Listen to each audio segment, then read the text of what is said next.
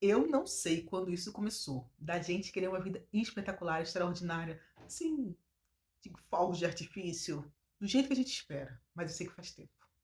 Porque tu lembra que os próprios discípulos pediram a Jesus que pudesse pedir que mandasse fogo do céu, simplesmente porque as coisas não aconteceram como eles queriam? Melhor, antes disso, quando o povo saiu do Egito, eles queriam comida incrível, gourmet, gente, todo dia. Naamã esperava que o profeta fosse ao seu encontro e fizesse um super ritual de cura.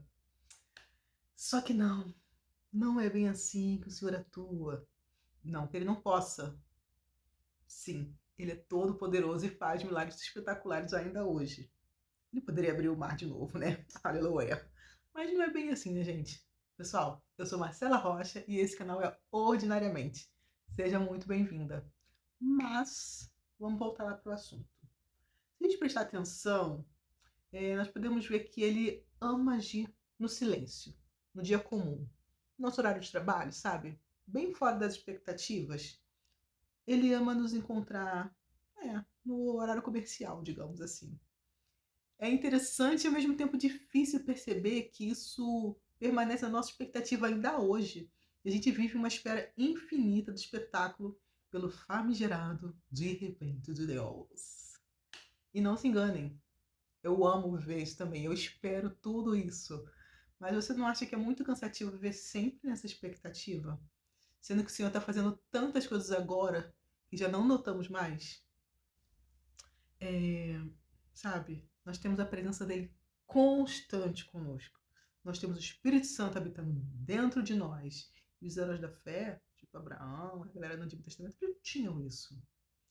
Esse acesso irrestrito que nós temos a Deus depois da morte de Jesus e ressurreição, de estarmos no Santos dos Santos.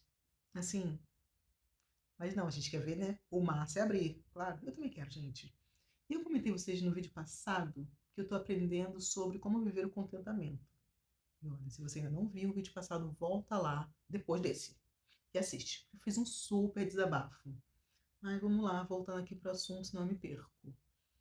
É... Isso. Gente, eu me perdi completamente. Eu tenho aprendido a ver que o Senhor tem. Que Ele gosta muito que a gente compartilhe o nosso dia comum.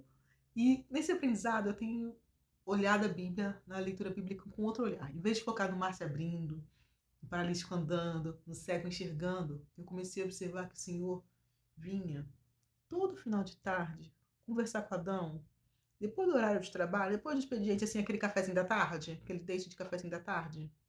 E depois de ter criado o mundo de maneira absurdamente espetacular, ele simplesmente descansou. Gente, ele criou o dia de folga. E uma coisa importante, o trabalho foi criado pelo Senhor antes do pecado acontecer. O trabalho não é fruto do pecado, tá, gente?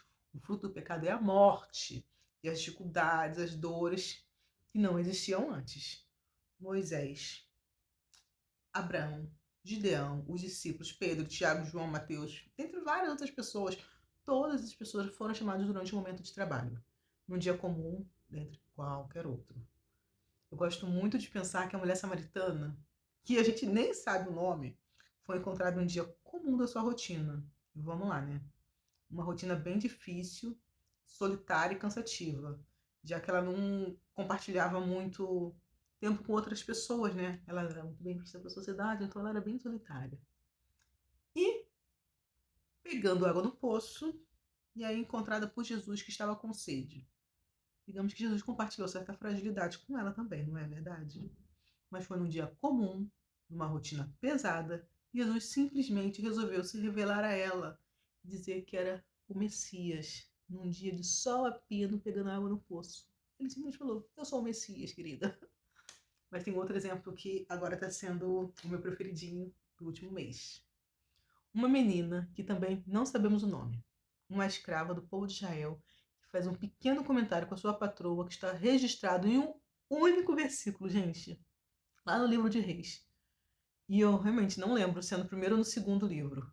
Mas ela diz assim: que o Senhor conhecesse o profeta que havia em Israel, que ele poderia ser curado. Um simples comentário, no dia de trabalho, uma terceira pessoa, fez com que Naamã não só fosse curado, mas entregasse sua vida ao Senhor. Deixando idolatria, todo o estilo de vida que ele tinha. Tá certo, gente. Ele criou toda uma expectativa para como o Senhor deveria fazer o milagre. Mas que, de novo, precisou ouvir de um outro empregado, ou seja, uma outra pessoa num dia comum de trabalho, que se ele obedecesse, fizesse a coisa simples que o profeta pediu a ele podia ser curado. Que não precisava dificultar o processo, que não custaria todo aquele ouro, toda aquela riqueza que ele tinha levado para dar para o profeta. Que ele simplesmente poderia ser uma coisa assim: vamos acordar cedo, vamos no posto de saúde do bairro, pegar a pomada de pirona paracetamol que o médico vai receitar. Mas não, a gente quer ser levado à frente da igreja, que todos olhem por nós com imposição de mãos e o anjo desça, um milagre espetacular aconteça. E sim, Deus continua fazendo milagres. E algumas curas só acontecerão assim, tá? Mas ele também nos deu inteligência para resolver problemas simples de maneira simples. Então, né? Por que a gente dificulta umas coisas e fica com uma expectativa que às vezes é desnecessária, né? Vamos facilitar? Vamos, né? Sabe? Eu acho que chegou o tempo de voltarmos nosso olhar para o milagre diário, que é respirar sem ajuda de aparelhos. Para o milagre que é ter um pãozinho para tomar café. Nós vivemos o milagre diário da vida em manutenção, gente. Todo dia. Aquelas necessidades sendo supridas. Ter visto o maná pela primeira vez foi uau! E o povo teve que aprender como usá-lo. Também entender que existia uma porção específica para cada dia. Mas logo virou rotina, gente. Mas não deixou de ser milagre. E, gente, olha só como está batendo aqui. Vou continuar assim mesmo. Mas foram 40 anos eles comendo a mesma coisa. Imagina, passar uma vida inteira comendo assim. Mas não deixou de ser milagre. E eu poderia ficar aqui, ó, horas falando sobre isso, porque quanto mais eu penso e falo sobre isso, mais eu me lembro dos exemplos, não só dos bíblicos, mas meus, de amigos, de pessoas anônimas que eu ouvi, testemunho pelo caminho, assim, coisas que a gente ouve pela vida, nas igrejas, no dia a dia, na missão. Mas é isso. Se os nossos olhos forem bons, todo o nosso corpo será luz. E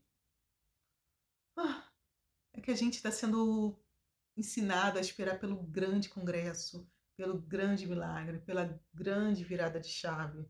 Enquanto o grande não chega, a gente não vive hoje. Não vive o simples, a beleza do dia a dia. A gente fica exausto, esperando um Deus de palco. Enquanto o Deus da Bíblia é o Deus que prefere a mesa, o caminho e o pão repartido. Pensa quantos olhos não foram abertos no partir do pão, né? Mas a gente pode orar e pedir ao nosso Pai que abra os nossos olhos a partir do nosso pão diário. E, se você ficou até aqui, muito obrigada. Curta esse vídeo, se inscreva no canal, deixe um comentário aqui de um milagre que você viveu num super dia comum de corre na sua vida, na sua rotina. Aqui nós estamos para aprender a ver beleza na vida ordinária, no simples. Mas sim, ansiamos ver as grandezas de Deus. E até o próximo vídeo. Até mais.